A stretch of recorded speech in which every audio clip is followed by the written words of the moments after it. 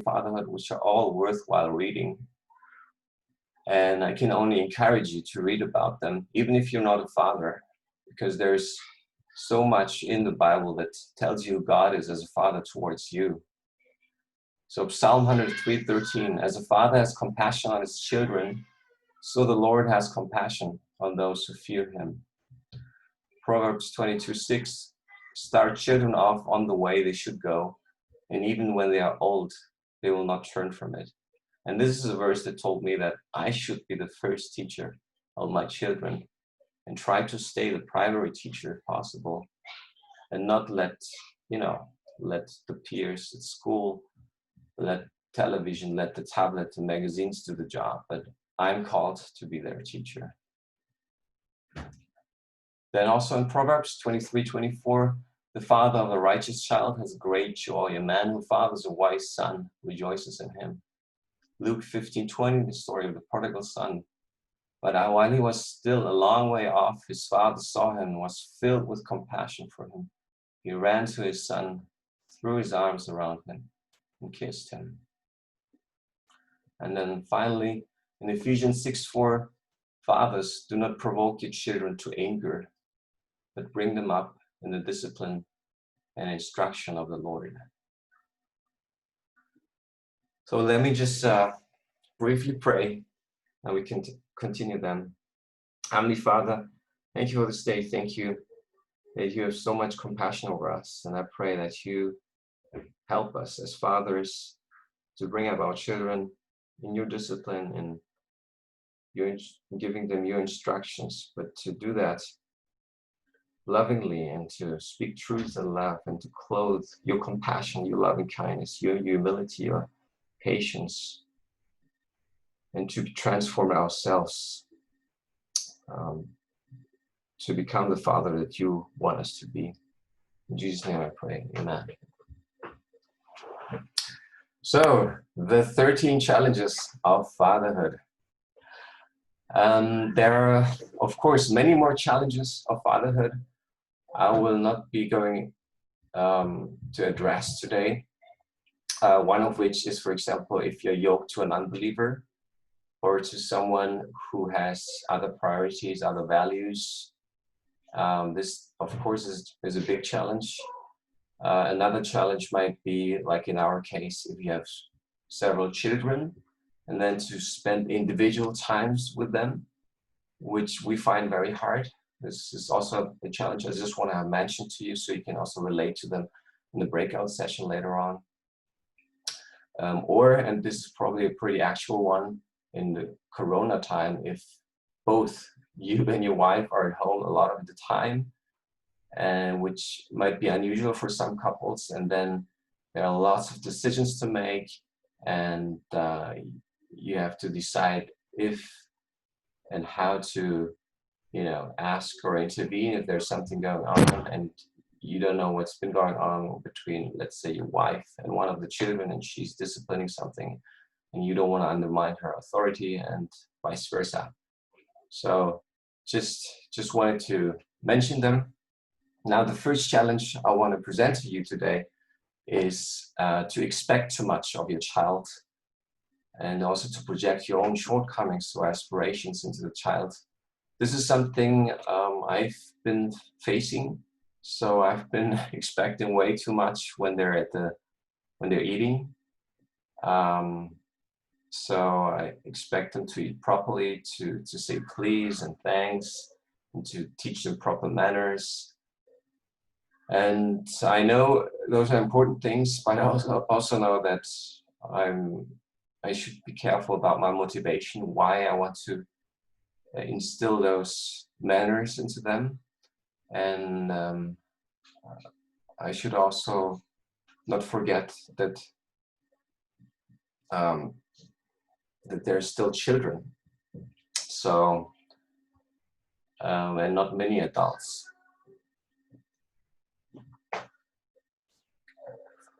And then another danger and another challenge you can face is when you compare your children with other children. And if you start looking for, okay, who is more advanced, who is bigger, who seems to have more dexterity, who seems to be more agile, who is more handsome or more beautiful.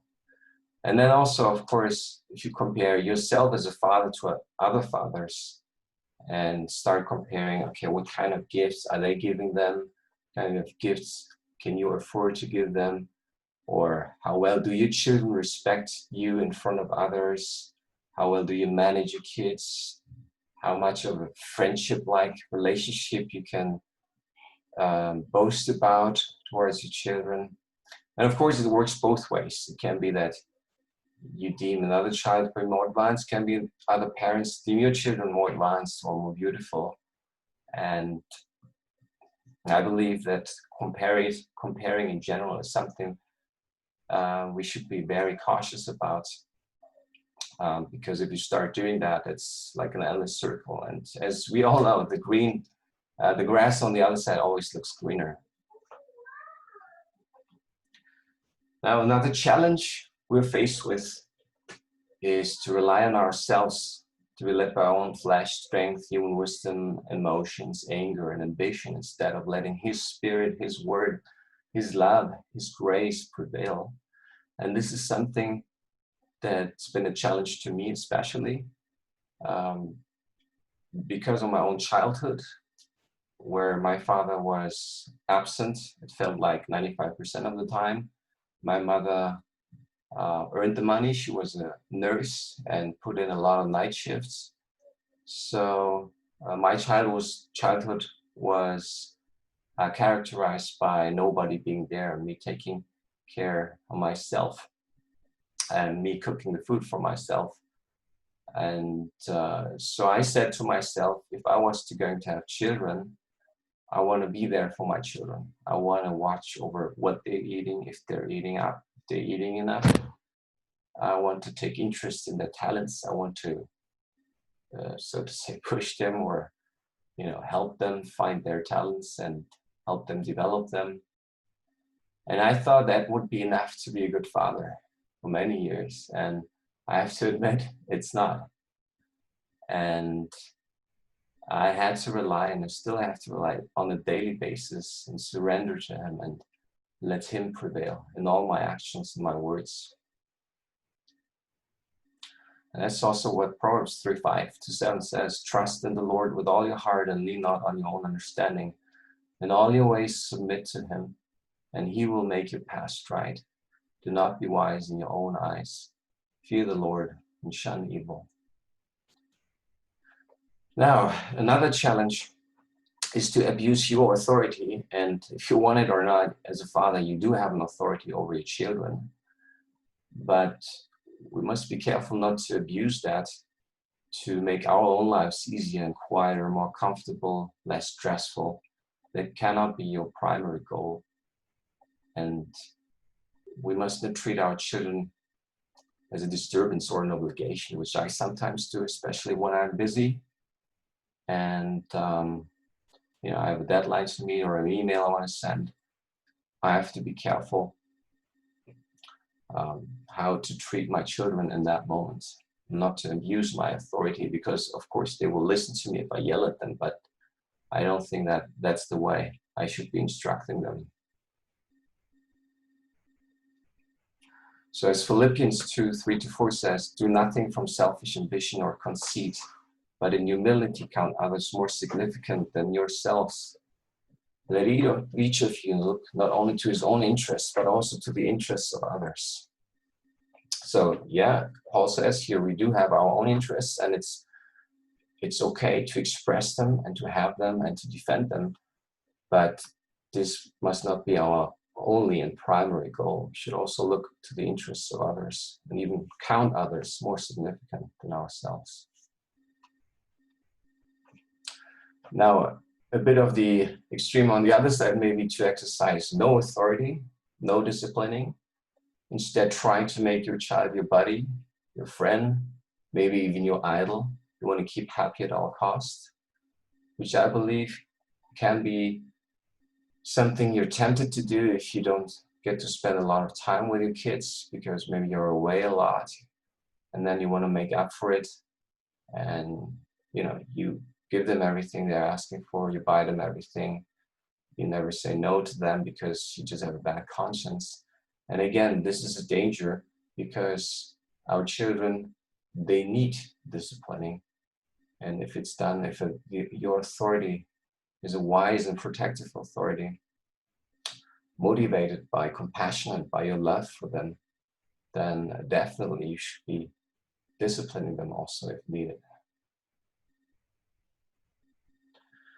And somewhere maybe in between, you have the danger or the challenge of being indifferent without any passion and compassion about your child's well-being. Or you may be simply absent, as I just mentioned. So this is also a danger.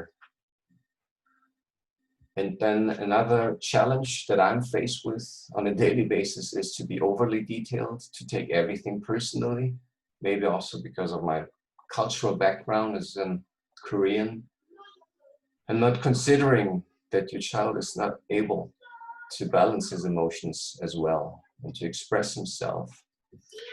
So I told Darren's wife recently, when I'm sitting at the table at dinner, sometimes I have to make up my mind just to look at my plate and to not focus and notice what's going on with my, with the kids sitting beside me and with all the things they're spilling and the speed or the slowness of their eating. And as I mentioned, my originally Korean culture in Korea, if people start talking while they eat, that means that it doesn't taste well. So it's actually better if you hear all of them not saying a word and just gulping and devouring everything down. That's like a good sign for you as a host. And of course, I have to get over that and not to take all that personally and not to care about what's so important in some Asian cultures, not to lose your face. And here I'm asked to just overcome that and also to appreciate that what they're back talking to you is not to be taken personally.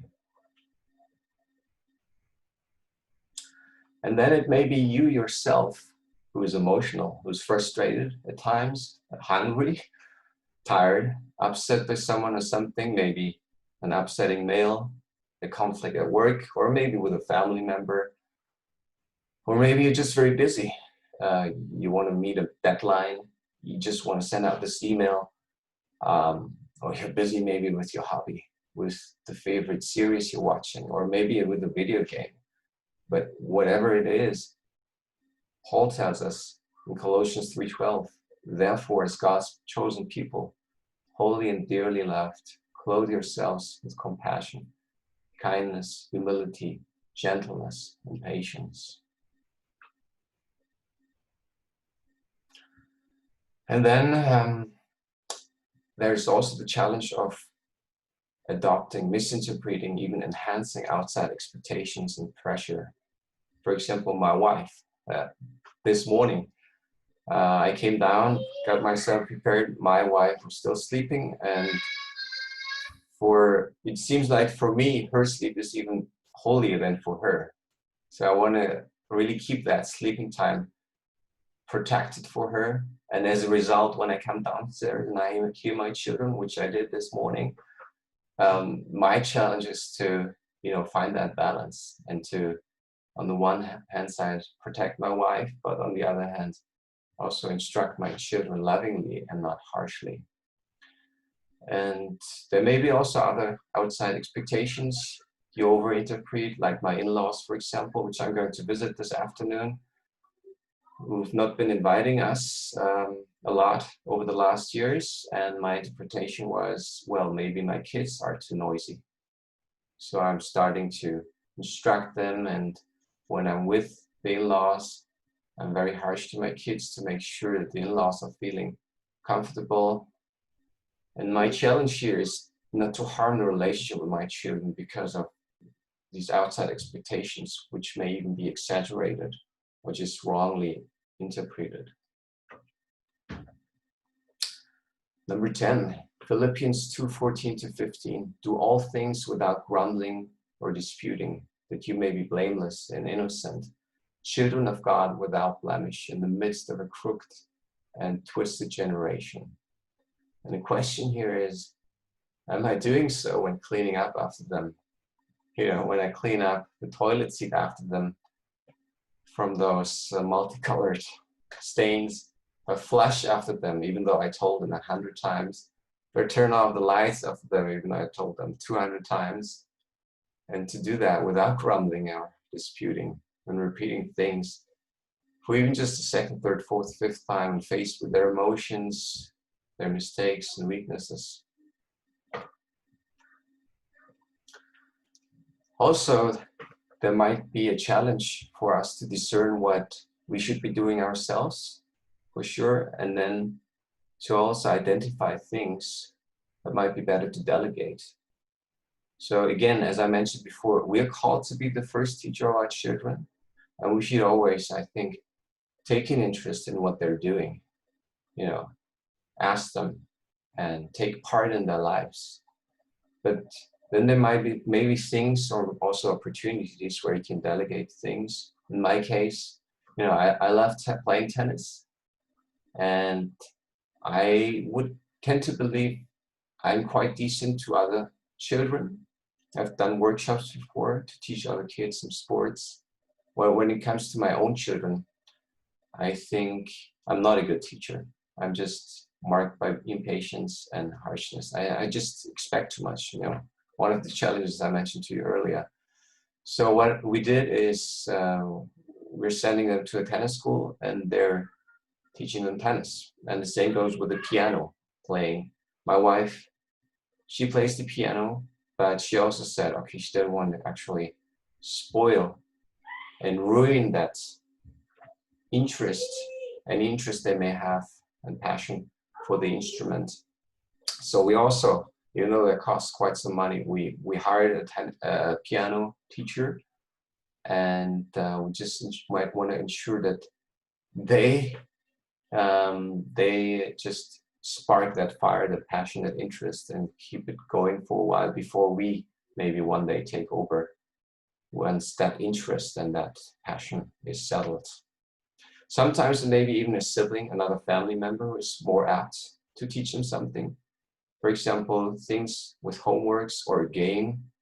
I found again and again that my daughter was much better in explaining to her younger brother than me. And then lastly, thank God for teachers. During Corona time, I was forced to be the teacher of my children. And it was okay as an experience. I did have the opportunity to apologize a lot and to establish a relationship with them, and to enjoy also times with them, teaching them things.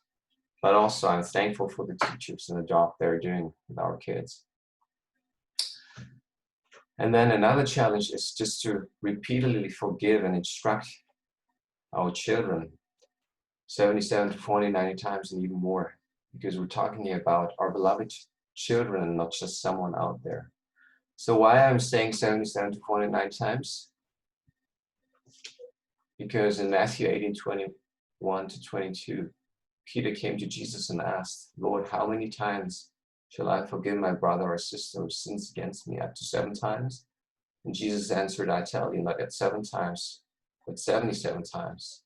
In some translations, it also says 70 times 7. So no matter whether it's 77 times or 490 times, I have to admit I often fail already at the second or third time.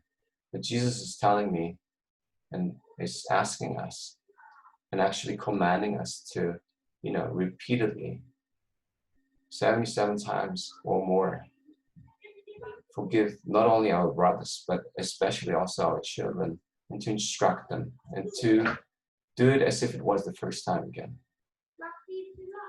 And finally, and that's so to say the unlucky 13 maybe, we have to ask ourselves if the root of all these challenges and all the others I'm not addressing today is our pride and everything that's underlying and is coming with it, the selfish ambitions, ambition, the impatience, the vanity. You want to look good with your kids in front of others, showing off with what they're already capable to do, or what you would at least hope they're able to do or achieving. The self-righteousness, the conceit, and the boasting about what you've achieved or how well your kids are doing. And what does the Bible tell us? What do you have that you did not receive? If then you received it, why do you boast as if you did not receive it? So let's move over now to the joys of fatherhood. And there are many joys. And I also want to start with ways and the path to get there, to these joys. While I believe also the way to getting there can already be a joy for us. So letting go and surrendering to God is definitely also a challenge. And it's true not just with our children, but with anything, with any desire of our heart. And this letting go and surrendering leads to liberating joy, and makes you free of pressure, your own interpretation, outside pressure, and makes you free of this effort you want to take on yourself and by yourself in doing, not only raising your kids, but doing anything. So this is another challenge, but also a joy of then receiving back. So just to share that with you, for many years I've been looking for a wife. I already shared that when I think gave my testimony last year at one of the MCBs, but I didn't succeed. And I tried everything and with lots of efforts going into that, and it just won't happen. And on my 25th birthday, I just let go of it. I surrendered this idea of having a wife and just told God that, you know, if it's not going to happen, I'm never going to have a wife, never going to have sex, never going to have a nice car, never going to have money. It's okay. I'm thankful for what I have, thankful for the friends that were here today, thankful for the birthday presents, for the chocolate they gave me. And I'm just happy for that. And 6 weeks later, just God gave me Estelle, so to say. She became my girlfriend and then later my wife. And I'm not saying that if you let go of your desires, that God will give you back exactly that desire. But one thing I can tell you is that He will give you not stones. If you ask Him for bread, He will not give you stones. He will give you good things. And believe me, actually those things will be better than you've ever imagined. Another joy and also another challenge is found in acknowledging Him and submitting to Him in all our ways. As said in Proverbs 3:6, in all your ways acknowledge Him, or in another translation, submit to Him, and He will make your path straight. So here again, we have the theme of letting go and surrendering, but also the joy of knowing if we do that, He will help us. He will make straight our paths.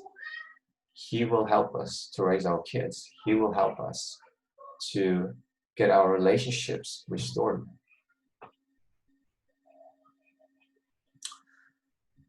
Then appreciating the diversity and differences with the children and of the children is something where you can also find a lot of joy.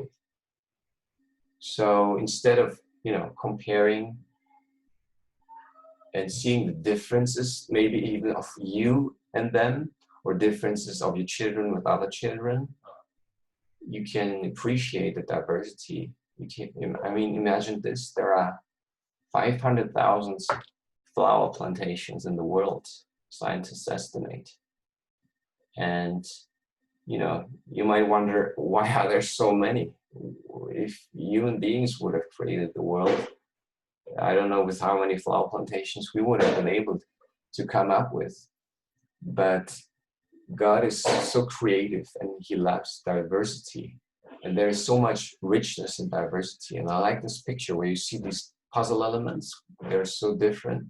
None is alike, but still they all have their place. And as a group, they become so much stronger when they come together and complement each other and appreciate the differences and work with them instead of, focusing on what's different and then rubbing oneself with that or at that.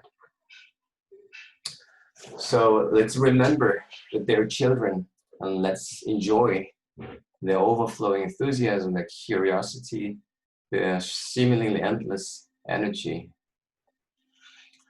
And even when you look at the Bible, Jesus tells us the following: truly, I say to you, whoever does not receive the kingdom of God like a child shall not enter it. So we have to admit there are things that we can learn from our children. Children, maybe some of you have already heard that, laugh an average of 300 or more times a day. And we adults, we laugh an average of 5 times, maybe 15 times a day if it's a good comedy.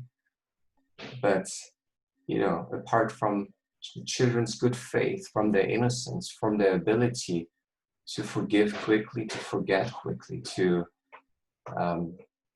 believe quickly, to trust. The reason why they laugh so much, I believe, is because they rejoice so much, even in the little things.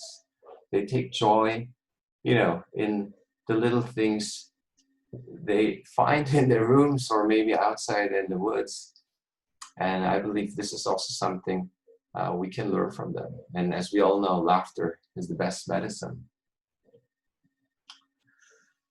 And our children are also gifts.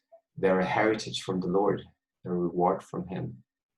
And we are asked not to keep them, but to raise them and then to let it go again. So again here, we have this theme of letting go, surrendering, with God being the ultimate owner. And blessed is the man whose quiver is full of them. So when we raise our kids, we are asked to do that with an authority that's marked by giving, by serving, by loving, by having compassion, by having patience, by being gracious. And this is the authority of God towards us. It's not marked by yelling, by impatience.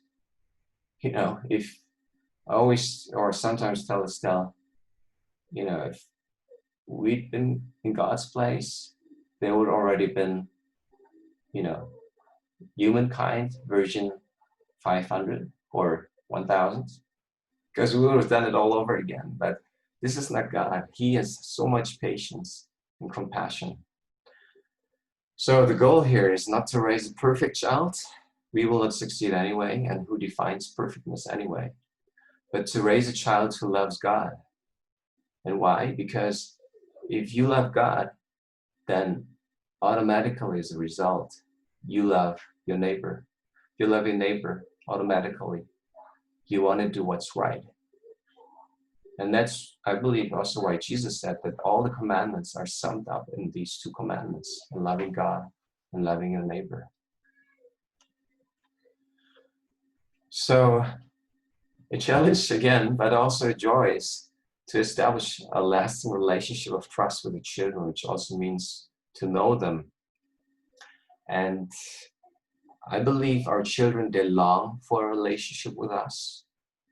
There may be years or times where they don't express that, or you feel you're the last person they want to see, but inwardly, they're longing for this relationship where they feel welcome and accepted by you, and loved and forgiven.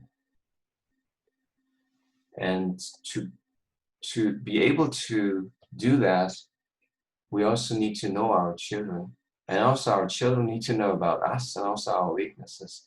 So I found these 10 ways to build relationships with kids, and I found some of them very helpful. For example, talk to them about non-school related subjects.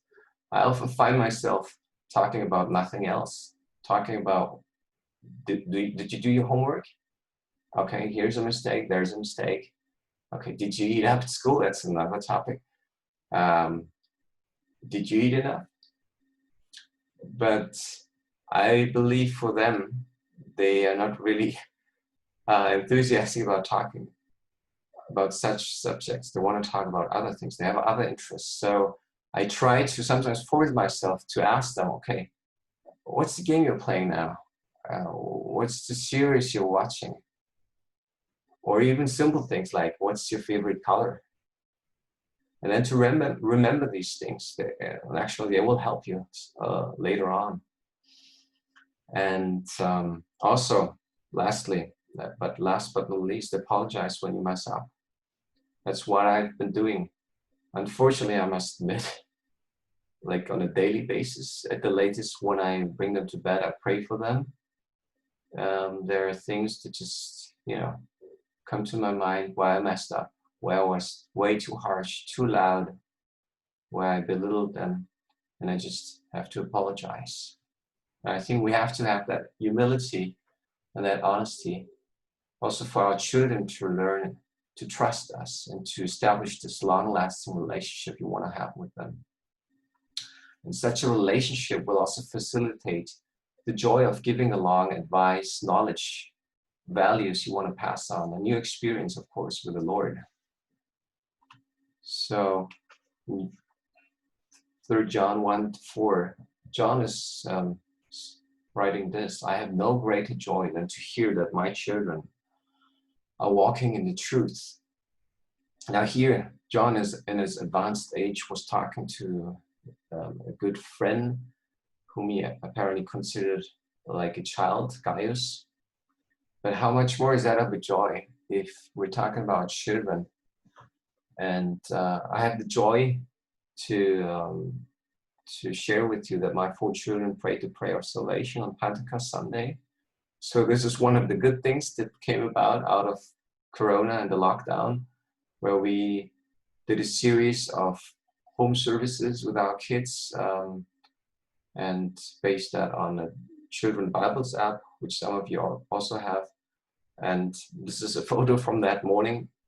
I don't look that fresh, but it doesn't matter. It was a joyful morning, so happy. I expected that to happen much more later, but all 4 of them did the step. And now this doesn't mean that that's the end of the road. And on the contrary, it's starting now. It's an ongoing process of learning, of maturing, of changing, of being transformed. And not just for my children, it's also and especially for me as a father, to be transformed, to be changed in my heart, not to change my behavior. That doesn't mean that, I shouldn't try breaking with bad habits, shouldn't try to watch my mouth or the volume of my voice. But I know that only with his help, relying on his grace and strength, that I'm able to be a father to them that my children deserve to be, I deserve to have. So 5 key takeaways I would like to give to you, and hopefully they will be of help for you.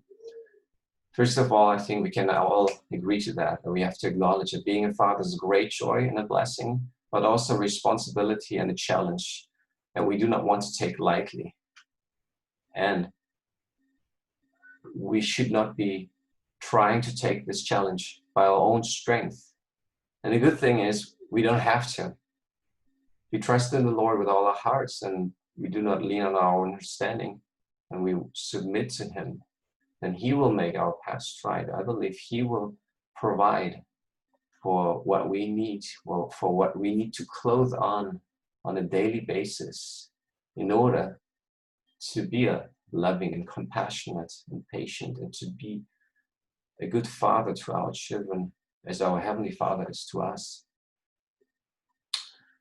So practically, what I've been trying to do now is to prepare myself, and I can only recommend that to all of you, by praying, by surrendering to Him on a daily basis, but making up your mind to be intentional, focused when interacting with your child. When your child comes to you and he's so enthusiastic about something and wants to show you something, and maybe you've seen it already 50 times.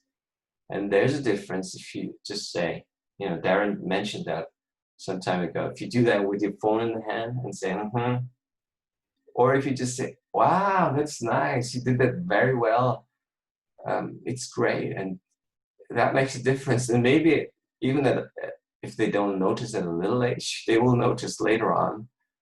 And if you're focused and just take that couple of seconds or maybe a minute, I think that will make such a difference. And then, as we could see throughout the Bible, compassion is a key characteristic of a father. And if you make that the base of our words and actions towards our child, then we're making a difference.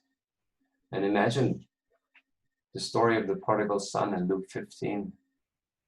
This son, he was still a long way off, and his father saw him and was filled with compassion for him. He ran to his son, threw his arms around him, and kissed him. Imagine how this younger son, he just spoiled close to half probably of what this father had toiled for all his life. He's probably worked days and nights and accumulated apparently wealth and possessions. And his younger son just ran away with it, just spent it on useless things. And what I would do, I wouldn't be doing what this father did, but it's such a great model to have and to know that our Heavenly Father is so filled with compassion for us. And if we make that the base of our interactions not only with our child, but with anyone in any relationship, I think this will make a great difference. And lastly, enjoy the time you have with them. Before long, they might be all gone. And use the time to build a relationship of trust. As I mentioned before, like a deposit for your joint lifetimes, you can reap the dividends from throughout your lives. So with this, I'm at the end of what I wanted to share with you. And I thank you, everyone, for listening and for taking part in this process of being transformed, and in this process of wanting to become a better father, and surrendering that also to the Lord, and asking Him for help, and asking Him for guidance, and He will provide that. So with this, I'd like to hand it over to Glenn. Thank you so much, Andrew. That was an incredibly wonderful presentation. I have to say it's the most comprehensive one I've ever seen or read anywhere that I can recall. And it really spoke to me on so many different levels, as I trust it did to you too. And you gave us the takeaways. Normally I kind of try to, go over some things that really stood out to me. I'm not going to do that today because I think there was so much in there, and that each one of us, the Lord spoke to us in on certain points. And may the Lord knead that into our minds and souls and help us to retain it and help us to put it to practice. And we're going to be making this presentation available sometime on our website, hopefully not in the too distant future, including the presentation that got recorded, but also the PPT and an outline. So this is too good to just keep to us 10 men here today. We need to spread this around. This is where the rubber hits the road. Thank you so much, Andrew, for all the loving care and attention you put into this presentation. Born on much of experience and much study, we can tell. Failure and success. And much failure. But the failure is not really failure if it's on the road to something good. And what you shared about May 31st, that kind of says it all. All four of your children accepting the Lord into their hearts and lives on Pentecost. I mean, you know, what more could you ask for? This is beyond, above and beyond. So the Lord has his blessing on your family, and that is so encouraging to hear. And thank you for sharing so vulnerably with us, so honestly. And I think we all greatly respected and appreciated what you had to share from your heart. So, men, now is the time when we can go into discussions together. We will, I guess, have just maybe a couple of breakout rooms. And Peter Schmitz, at your place, you have your own 3D breakout room. So hope you enjoy that time together. And hopefully we can have more of the sort of thing that you've done. That was a great idea, Peter, to do that. So they all have the questions, right? And let me just, I was going to say, all the questions, the way they were uploaded to this morning, uploaded them to the WhatsApp groups. So if you haven't already downloaded them, you can go to the PDF there, get your PDF there. That should be quickly available. We're going to go into our discussion time now, and got about a half hour to discuss things together and pray together at our points of need. And then we can, those who want to, can come back at 10 o'clock to ask Andrew some questions if they wish to discuss some things together. I will have to be leaving for a wedding, family wedding, pretty soon, so I will not be able to be on a part of that. But God bless your time now in times of sharing and discussion. And I should just mention that our next session together in a month's time, I think it's November 7th or whatever the first Saturday is in October. Check that. We'll be on the subject of, excuse me. We'll be on the subject of dealing with success and failure in life. And November 7th, yeah. Sorry? It's November 7th, that's right. Well, actually, it's we're switching that around a bit. Okay. Normally, it would have been November. We're going to have that move up to October because Alan has to do his presentation in November. So thanks for asking about that. That will be. We'll do the one on failure, dealing with failure and success with Steve Gibbons next time. And so October 3rd will be next time. Yes. Okay. So that's we look forward to that as well. Okay, without further ado, I think, Darren, you're going to switch us around. And God bless, guys. See you next month. And hopefully sometime again, all in 3D.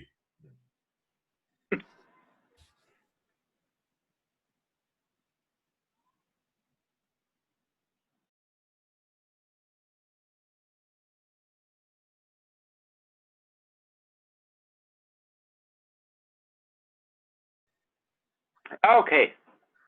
Busy.